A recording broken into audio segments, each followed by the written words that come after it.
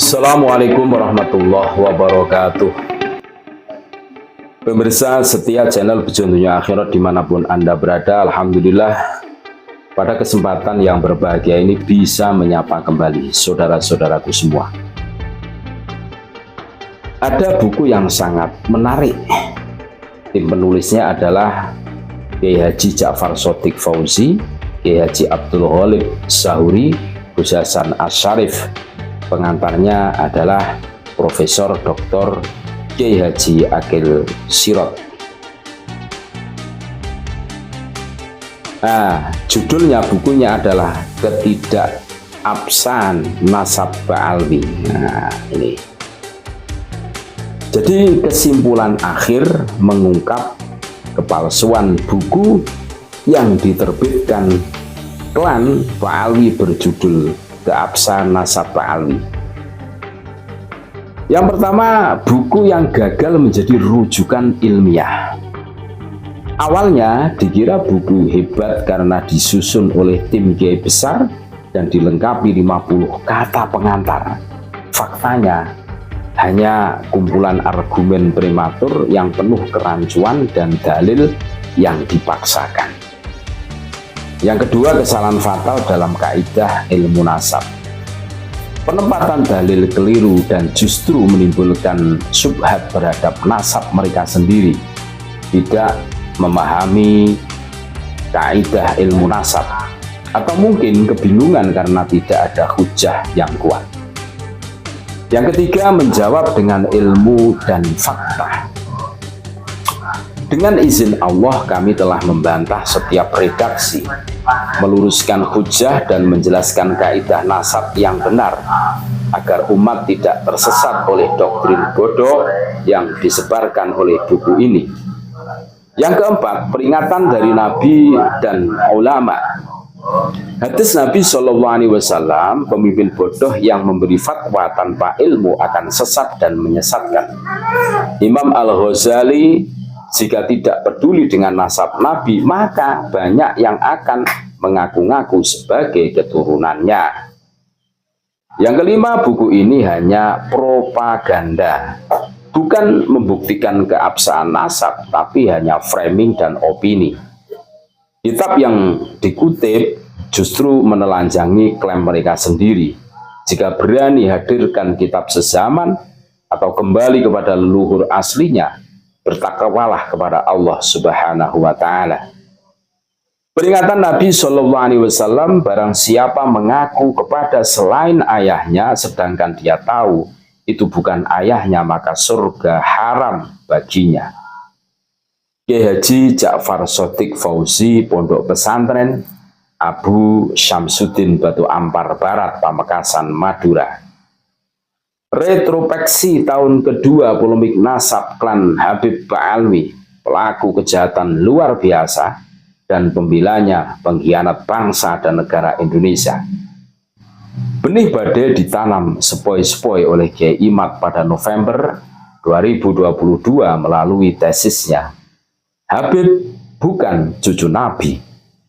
Angin sepoi-sepoi itu memperoleh momentum eskalasi menjadi amukan badai pada tanggal 19-20 Maret 2023 tatkala Gus Fuad Pleret dipersekusi oleh Habib dan budaknya. 19-20 Maret itu tepat hari ini. Semenjak peristiwa itu viral, amukan badai terus membesar tak terhentikan. Hingga kini, kejahatan-kejahatan klan Habib Ba'alwi yang mengancam eksistensi bangsa dan negara Indonesia satu persatu terungkap ke publik. Semenjak momentum itu bertahap seiring waktu dan seiring tersemainya kesadaran. Hingga kini pribumi Nusantara terus memerangi klan Habib Ba'alwi. Sejak tanggal 19-20 Maret 2023 itu, penulis mengumpulkan data-data dan melakukan riset yang sebagian sudah dipubliskan hingga pada tanggal 19 Februari 2024. Penulis menyatakan pada dokumen riset pribadi penulis bahwa data dan pola sudah jenuh Pola peristiwanya akan begitu-begitu saja dan sirkuler. Jikapun ada deviasi, tidak akan jauh dari pola dan ruang yang sudah terpetakan. Penulis terus mengobservasi dan terus menunggu selama 2 tahun ini. Menunggu apa? Mari berjalan bersama. Penulis teruslah membaca. Dengan durasi 2 tahun berlangsungnya badai polemik nasab Habib, bukan cucu Nabi. Publik mengetahui bahwa klan Habib Ba'alwi melakukan kejahatan luar biasa kepada pribumi Nusantara, berupa Ba'alwisasi, Yamanisasi, pemalsuan makam, pengubahan identitas makam leluhur Nusantara, pengubahan sejarah bangsa dan NU, klaim atas teritori Indonesia, klaim atas pahlawan, perampokan Jatman dari NU, penyebaran ajaran sesat sekte Habib Ba'alwi dan kejahatan-kejahatan klan Habib Ba'alwi lainnya yang mengancam eksistensi bangsa dan negara Indonesia. Operasi Ba'alwisasi Yamanisasi itu khususnya pada sejarah dan kuburan Nusantara, meski nampaknya dilakukan oknum-oknum Habib, tetap pada faktanya yang diuntungkan adalah keseluruhan klan Habib Ba'alwi tanpa terkecuali. Dan pada sisi yang lain mengancam eksistensi dan keselamatan seluruh bangsa Indonesia tanpa terkecuali. Satu-satunya yang diuntungkan dari Ba'alwisasi Yamanisasi itu adalah klan Habib Ba'alwi. Lalu bagaimana menilai sikap klan Habib Ba'alwi tentang Ba'alwisasi Yamanisasi itu? Mari kita uji dengan 2 metrik, yaitu loss benefit.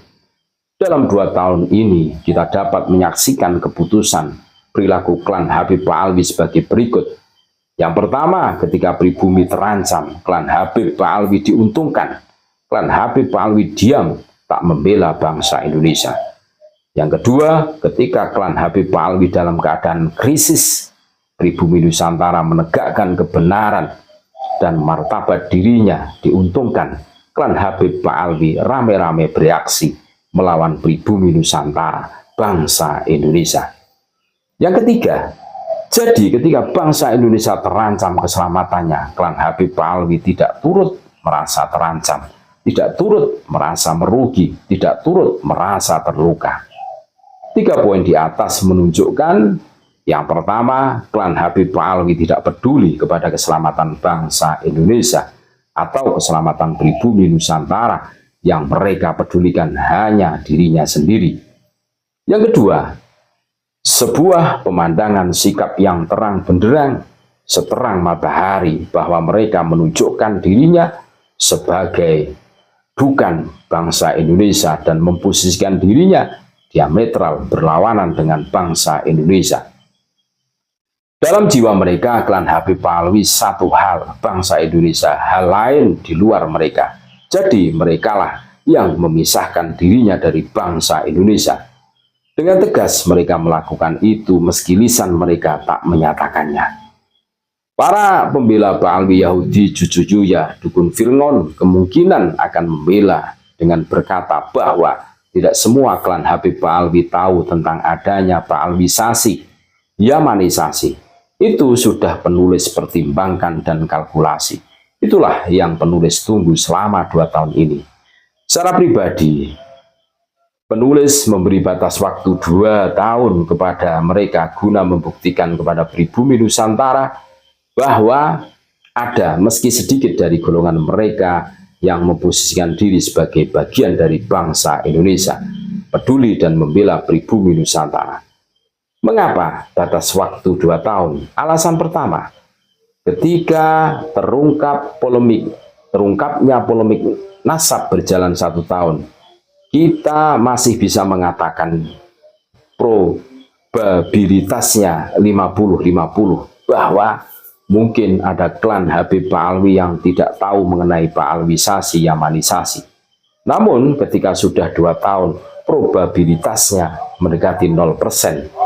Ada dari klan Habib Ba'alwi yang tidak tahu tentang Ba'alwisasi Yamanisasi. Mengapa?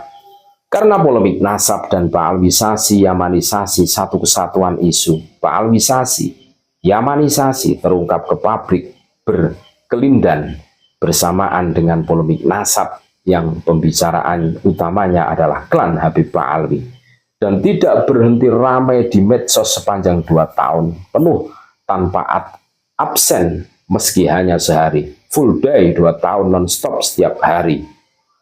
Oleh sebab itu, pasti seluruh klan Habib Ba'alwi mengetahui Ba'alwisasi Yamanisasi itu. Dengan kata lain, mustahil ada klan Habib Ba'alwi tidak tahu tentang Ba'alwisasi Yamanisasi selama 2 tahun ini. Entah itu Habib yang bersuara atau diam tentang nasabnya. Baik Habib yang agresif, provokatif, atau Habib jempolan lembutnya. Habib-habib yang di Jawa ataupun luar Jawa, yang terkenal atau tidak terkenal, Habib yang alim atau yang dungu, FPI atau non-FPI, atau bagaimanapun Anda mengkategorikannya, mereka semua pasti tahu tentang Ba'alwisasi Yamanisasi. Alasan kedua, karena sebelumnya mereka sudah tinggal di Indonesia hampir 100 tahun lamanya atau lebih sedikit dari 100 tahun, tergantung sejak kapan mereka tiba di Nusantara. Waktu 100 tahun sudah cukup dari cukup. Masa iya sudah 100 tahun hidup di Indonesia bersama pribumi Nusantara, kemudian tidak merasa bagian dari bangsa Indonesia? Itu mustahil, kecuali klan Habib Ba'alwi memang keras kepala dan berteguh hati bahwa mereka bukan bagian dari bangsa Indonesia. Dan faktanya begitulah mereka. Kita hidup dengan tetangga baru di kampung yang baru selama 5 tahun saja kita sudah merasa bagian dari kampung itu dan akan turut merasa berkewajiban melindungi keamanan kampung itu beserta seluruh penduduk di dalamnya. Kan begitu. Nah, kalau Ba'alwi ini sudah 100 tahun hidup bersama pribumi Nusantara, masih saja tidak peduli kepada keselamatan bangsa Indonesia, tidak peduli kepada nasib bangsa Indonesia, dan tidak membela pribumi Nusantara. Fase 100 tahun sebelumnya merupakan waktu meng-Indonesia, mengingat jiwa persaudaraan senasib sepenanggungan dengan pribumi Indonesia. Fase 2 tahun terakhir ini merupakan waktu pembuktian keindonesiaan itu. Cukup 2 tahun itu untuk membuktikan hasil dari yang 100 tahun, sebagaimana telah dijelaskan di atas. Dan sayang sekali, kenyataannya menunjukkan selama 2 tahun ini tidak ada seekor pun dari klan Habib Ba'alwi yang menunjukkan dirinya sebagai bagian dari bangsa Indonesia. Mungkin masih ada yang menolak dicap sebagai klan Habib Ba'alwi, sama saja. Namun 2 tahun merupakan batas waktu yang cukup untuk menunjukkan pembuktian jati diri klan Habib Ba'alwi secara per person. Faktanya memang menunjukkan semua klan Habib Ba'alwi sama saja tanpa terkecuali. Lalu kami harus bicara bagaimana? Lah wong nggak ada seekor pun Ba'alwi yang membela pribumi Nusantara dari Ba'alwisasi Yamanisasi. Mana pembelaannya terhadap pribumi Nusantara selama ini? Tidak ada kan? Sebagai salah satu sampel saja, bandingkan klan Habib Ba'alwi dengan sikap dan perilaku Profesor Peter Carey, historian Oxford University, tentang sejarah dan makam KRT Sumodiningrat dari pemalsuan sejarah dan makam yang dilakukan Habib Lutfi bin Yahya. Prof. Peter Carey saja yang bukan pribumi Nusantara membela pribumi Nusantara. Lalu kemana klan Habib Ba'alwi jika mengaku sebagai bangsa Indonesia? Tidak ada, ngumpet. Itu loh. Tuh. Jadi jelas saudara-saudaraku. Makanya hari ini kita harus betul-betul jeli, harus betul-betul kritis. Mudah-mudahan bermanfaat. Tetap NKRI harga mati, Nusantara milik kita. Assalamualaikum warahmatullahi wabarakatuh.